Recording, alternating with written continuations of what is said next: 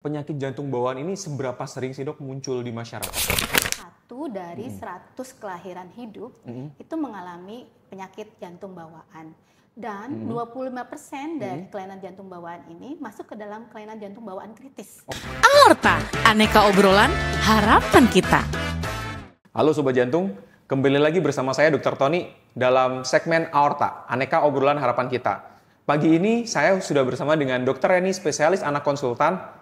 Kita akan membahas terkait seberapa penting sih deteksi dini penyakit jantung bawaan. Selamat pagi dok. Pagi Dr. Tony. Bagaimana dok kabarnya dok? Alhamdulillah baik Dr. Tony. Sedang banyak kesibukan dok? Tentunya. Tentunya, apalagi setelah libur lebaran ya dok ya. Pasien sudah mulai datang Kembali, lagi dok. ya, Iya dok. Jadi dok, untuk topik aorta kali ini dok, kita mau membahas terkait deteksi dini penyakit jantung bawaan dok. Nah, penyakit jantung bawaan ini seberapa sering sih dok muncul di masyarakat dok? Oh, untuk seberapa sering muncul di masyarakat, ini berdasarkan data ya, baik itu luar negeri maupun Indonesia. Bayangkan 1 dari 100 kelahiran hidup itu mengalami penyakit jantung bawaan. Dan 25% dari kelainan jantung bawaan ini masuk ke dalam kelainan jantung bawaan kritis. Yang artinya harus segera ditangani. Harus segera ditangani ya dok ya? Oke gitu.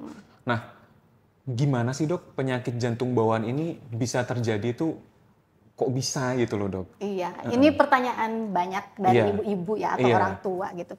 Kenapa kok anaknya mengalami kelainan jantung bawaan? Tentunya kita tidak bisa menunjuk satu faktor saja Dr. Tony. Jadi sifatnya multifaktorial. Banyak faktor yang memungkinkan seorang ibu melahirkan anak dengan kelainan jantung bawaan gitu. Oke gitu. Kalau seperti itu dok, sebagai seorang ibu, sebagai orang tua, baik ayah maupun ibunya, apa hal-hal yang perlu diperhatikan kepada anaknya untuk tahu atau untuk aware anak ini memiliki penyakit jantung bawaan atau tidak, begitu dok? Ada yang harus diketahui dulu oleh masyarakat Indonesia bahwa kelainan jantung bawaan itu secara penampilan itu ada 2. Yang satu berpenampilan biru atau kelainan jantung bawaan biru, yang satu tidak biru. Tidak biru. Nah, untuk yang biru mungkin agak eye catching ya. Jadi beberapa orang tua ataupun dokter langsung mengenali bahwa bayi tersebut dicurigai kelainan jantung bawaan karena bibirnya biru, ujung-ujung jarinya biru gitu ya. Tetapi kalau yang penampilannya tidak biru, nah itu agak sulit. Biasanya anak yang dicurigai kelainan jantung bawaan itu manifestasi klinisnya atau keluhannya itu berupa gagal jantung, seperti sesak napas, capek beraktivitas, kemudian sering batuk pilek berulang. Kemudian yang paling banyak lagi adalah kok berat badannya sulit naik ya. Jadi itu tanda dari gagal jantung gitu. Kalau anaknya GTM dok, gerakan tutup mulut, apakah kita juga mikirin itu ada penyakit jantung bawaan dok? Harus dilihat lagi dari keluhan yang lainnya. Apakah anak tersebut sering batuk pilek berulang, sering sesak, kemudian kalau beraktivitas ketinggalan dari teman-temannya, sering capek gitu ya, terus berat badan sulit naik gitu ya. Nah itu harus dilihat semuanya. Harus dilihat semuanya. Tidak hanya GTM saja. Itu kan berarti ketika anaknya sudah lahir ya dok ya? Betul. Kalau untuk ibu-ibu ketika masih fase hamil mengandung anaknya, atau ketika pasangan ini belum memiliki keturunan gitu, apa hal yang bisa dideteksi dok? Ini nanti kalau misal saya punya keturunan, apakah ada resiko penyakit jantung bawaan gitu? Atau pas hamil, apakah anak yang saya hamil ini punya penyakit jantung bawaan? Apa sih dok yang perlu dilakuin dok untuk tahu dok? Betul. Jadi deteksi dini jantung bawaan ini ternyata bisa dilakukan jauh sebelum anak itu lahir, Dr. Tony. Gitu. Jadi seperti yang saya sampaikan bahwa multifaktorial yang bisa menyebabkan anak lahir dengan kelainan jantung bawaan, salah satunya adalah genetik ya. Walaupun kecil sumbangsihnya sekitar 35%, jika keturunan di atasnya ada yang mempunyai kelainan jantung bawaan, maka kemungkinan orang tua atau ibu tersebut melahirkan kelainan jantung bawaan adalah sebesar 30%. Itu boleh dideteksi dini sebelum lahir. Jadi ada yang namanya fetal echo. Fetal echo. Echo atau USG jantung sejak bayi dalam kandungan. Kemudian faktor risiko yang lain adalah infeksi. Jika ibunya ketika hamil gitu sering mengalami ada sakit gitu di trimester pertama, demam gitu ya, atau ada infeksi yang lain gitu ya, atau sudah terbukti ada infeksi yang diderita ibunya, itu juga wajib untuk dideteksi dini sebelum bayi itu lahir gitu ya. Atau faktor risiko yang lain adalah paparan dari zat-zat kimia di lingkungannya, seperti di rumah tersebut ada banyak perokok gitu ya, ibunya perokok pasif, itu juga sangat memungkinkan bayi yang dikandung tersebut memiliki kans untuk menderita kelainan jantung bawaan. Jadi ada deteksi dini sebelum lahir, yaitu saat hamil, dan ada deteksi dini setelah bayi itu lahir gitu, dengan cara mengukur saturasi gitu. Jadi ini sudah merupakan program pemerintah yang wajib untuk diterapkan pengukuran saturasi pada bayi baru lahir sebelum pulang, seperti itu, Dokter Tony. Kalau terkait fetal echo, Dok, apakah itu berbahaya untuk ibu hamil, Dok? Apakah prosesnya cukup menakutkan nih kalau untuk ibu hamil gitu, Dok? Nggak usah takut, fetal echo itu menggunakan mesin USG yang tentunya tidak ada radiasi, Dokter Tony. Jadi aman untuk bayi. Gitu. Berarti juga bagi ibunya juga tidak terlalu menimbulkan rasa tidak nyaman ya, Dok? Betul. Akan dilakukan dengan begitu lembut dan teliti gitu, seperti itu. Begitu. Kalau untuk pesan-pesan, Dok, untuk sobat jantung semua nih, apa, Dok, terkait deteksi dini penyakit jantung bawaan, Dok? Deteksi dini jantung bawaan ini sangat penting ya. Kenapa? Karena kalau misalnya anak tersebut lahir dengan kelainan jantung bawaan, setiap kelainan jantung bawaan itu memiliki golden period. Golden period atau masa emas untuk masing-masing kelainan jantung bawaan.